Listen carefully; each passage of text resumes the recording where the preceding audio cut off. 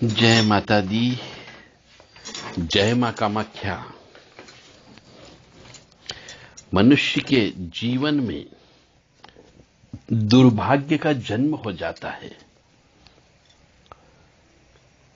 जब वह मंगल दोष, कालसर्प दोष, नाग दोष, पितृ दोष, प्रेत दोष या फिर सर्प दोष में उलझ जाता है। तब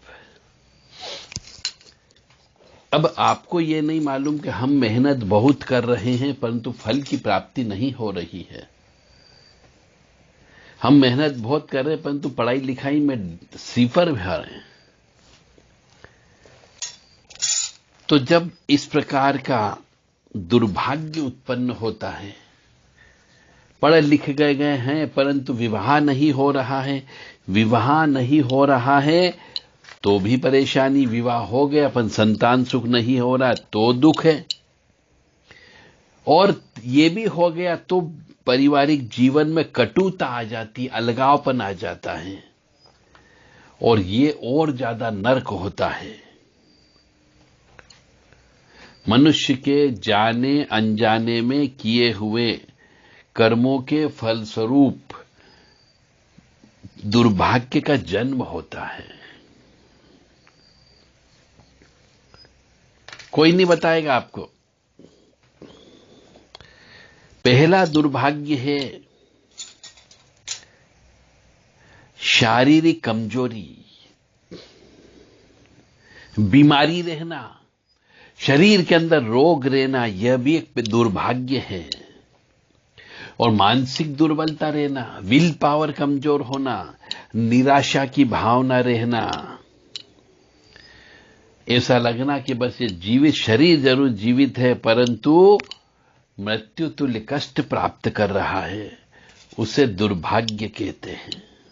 अरे मनुष्य जीवन मिला है ईश्वर का नाम लेने के लिए, मुक्ति के लिए, मोक्ष के लिए, परंतु मनुष्य को ऐसा कोई ज्ञानी पुरुष नहीं मिलता है, ज्ञान देने वाला गुरु नहीं मिलता कि तुम्हारा जन्म किस लिए हुआ है।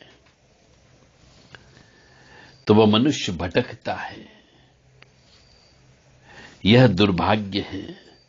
अब हम चलते दूसरे दुर्भाग्य की ओर कि मनुष्य बहुत कठोर परिश्रम करता है परंतु फल नहीं मिलता उसे, चाहे वो पढ़ाई लिखाई का मामला हो या धन कमाने का मामला हो। ऐसे मनुष्य को अच्छे नंबर के लिए तरसना पड़ता है और धन कमाने के लिए भी तरसना पड़ता है, क्योंकि कठोर परिश्रम करने के बाद भी यदि फल नहीं मिलता है तो इससे बड़ा दुर्भाग्य कुछ नहीं हो सकता। और ये दुर्भाग्य जो उत्पन्न होते हैं सब आपके पिछले जन्म के पाप कर्मों का फल होता है। मैं हर वीडियो में बताता हूं, हर ऑडियो में बोलता हूं कि आप जो जिंदगी जी रहे हो या बासी जिंदगी जी रहे हो, जैसा पिछले जन्म के कर्मों की खेती बो करके आए हो उसी का फल इस जीवन में आपको भोगना है। तो दूसरा दुर्भाग्य होता है मेहनत का फल नहीं मिलना और धन के लिए तरसना। और मनुष्य का तीसरा दुर्भाग्य होता है कि घर के अंदर सुलक्षणा पंडित के बजाय कुलक्षणी स्त्री यदि आ जाए तो जीवन नरक बन जाता है और इसी को ही तीसरा दुर्भाग्य कहते हैं। मनुष्य की घर जाने की इच्छा नहीं होती है, घर में प्रवेश करने की इच्छा नहीं होती है, उसे तीसरा दुर्भाग्य कहते हैं। ऐसी चांडालिनी स्त्री आ जाती है, कुलक्षणी स्त्री आ जाती है, कुलघातिनी स्त्री आ जाती है, कलह प्रिया स्त्री आ जाती है, तो ऐसे घर को हम साक्षात नरक कहते हैं। तो ऐसी स्त्री यदि किसी पुरुष को मिल गई या जस्ट इसी का उल्टा किसी स्त्री को ऐसा पुरुष मिल गया तो यह उसका तीसरा दुर्भाग्य होता है। और चौथा दुर्भाग्य होता है संतान द्वारा माता पिता को कष्ट देना। या तो संतान ही उत्पन्न नहीं हो और हो तो अच्छी हो, परंतु यदि उत्पन्न होने के बाद में संतान माता पिता को कष्ट देती हो, माता पिता की इज्जत को तार तार कर देती हो, उनकी पगड़ी को उछाल देती हो, तो यह माता पिता के लिए इससे बड़ा और कोई दुर्भाग्य नहीं होता है।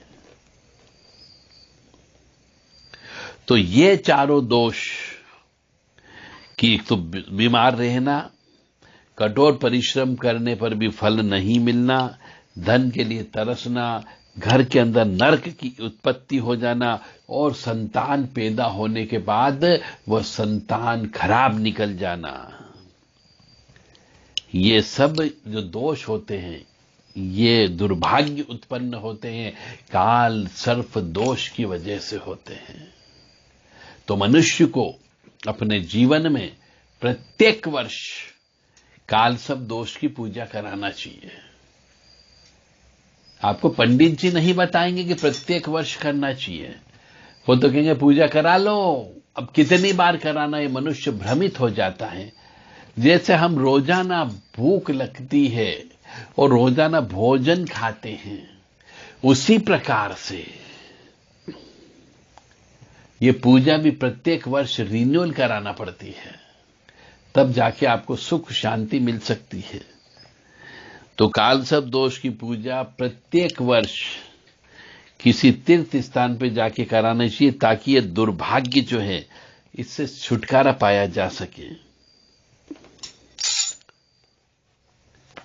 और पूर्व जन्मकृत सर्प का श्राप होता है, पिछले जन्म के किए गए पापों के फलस्वरूप पितृ का श्राप होता है, पिछले जन्म में किए गए पाप कर्म के फलस्वरूप भाई का श्राप होता है, और पिछले जन्म में किए गए पाप के फलस्वरूप ब्रह्मा का श्राप होता है।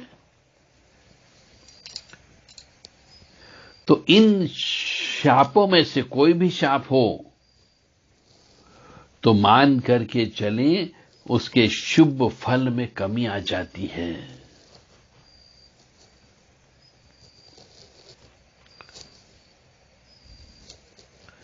इसीलिए मनुष्य को अपनी परिवार की जन्म कुंडली दिखाते रहना चाहिए और पूरा डिटेल वर्णन। काल सर्प दोष है तो कौन सा काल सर्प दोष है, मंगल दोष है तो पूजा कहां पे होगी, कब होगी, किस नक्षत्र में होगी, किस मुहूर्त में होगी, यह इंपॉर्टेंट है।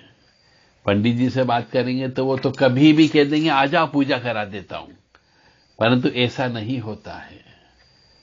हर ग्रह की, हर नक्षत्र की, हर दोष की पूजा का कुछ विधान है, उस विधान से आपको पूजा कराना है।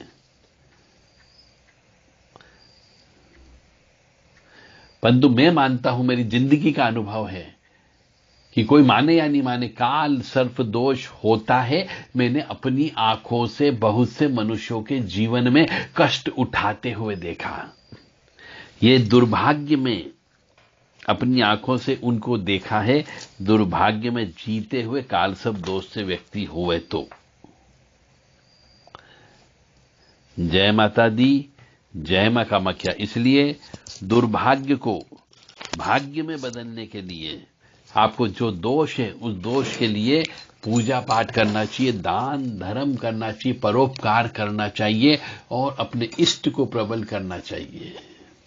कुल देवता की पूजा करना चाहिए, पितृ देवता की पूजा करना चाहिए, घर के अंदर सुख समृद्धि और शांति रखना चाहिए।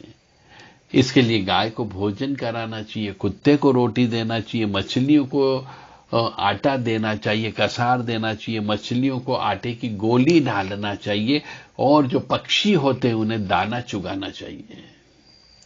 ये भाग्य खोलने के तरीके हैं। दुर्भाग्य को भाग्य में परिवर्तन करना हो तो ये काम तो करना पड़ेगा।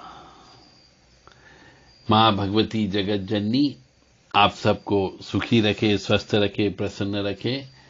यदि आपकी इच्छा है कि आपके परिवार में कोई दुर्भाग्यशाली तो नहीं है, तो आप उनकी जन्म पत्रिका चेक करवा सकते हैं। देव राधा ट्रस्ट सत्यवाणी चैनल 9893128047 और 7987237885 पर आप संपर्क करें व्हाट्सएप के माध्यम से। यदि आपको जीवन में संघर्ष क्यों ये किताब लेना चाहें तो आज एक विशेष स्कीम चलाई जा रही है।